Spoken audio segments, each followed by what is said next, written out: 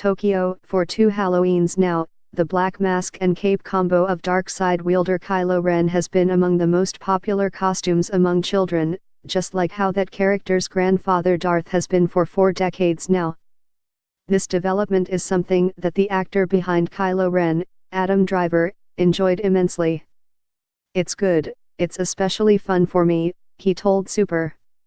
"I live in New York, in a building with a lot of apartments with a lot of kids, and I supply them with lightsabers and masks and motivation to be evil to their parents.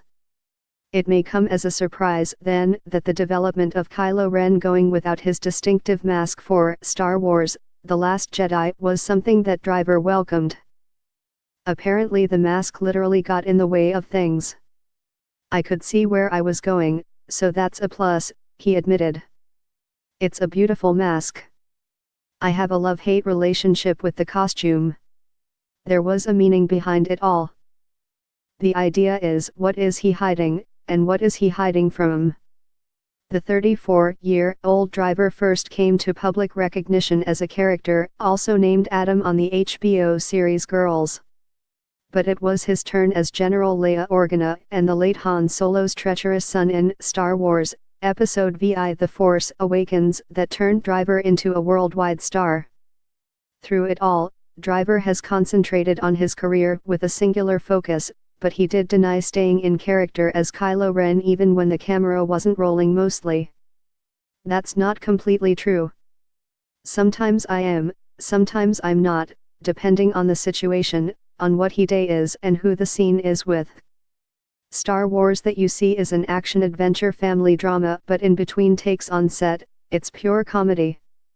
You have stormtroopers trying to figure out how to go to the bathroom to puppets not working and giving everyone the finger. It's hilarious, so sometimes it's hard to stay focused, so it requires quite a bit of focus." He doesn't usually watch his own movies, but he did make an exception for The Force Awakens. There were so many visual effects that he needed to be sure his lightsaber was working and that there was indeed outer space behind him, and he made the same exception for The Last Jedi. "I don't really find it helpful, if anything it just makes you more self-conscious that someone is watching. It's interesting watching yourself. The movies are great, and what Rian Johnson has done with this one is something that's never been seen before in a Star Wars movie, and that's interesting." Adam Driver in Tokyo. Photos courtesy of Lucasfilm. Driver has worked hard not to get swallowed up by the epic nature of the Star Wars franchise. "I try not to think of it as a Star Wars movie. This one I had the chance to sort of step back and appreciate the scale of it, because the sets are so impressive, and I didn't take that in at all the first time because I was so petrified.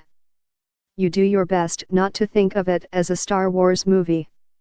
Like an independent movie, you have to break into pieces, solve one piece, and hopefully that will lead to another piece. It helps to make it as real as possible."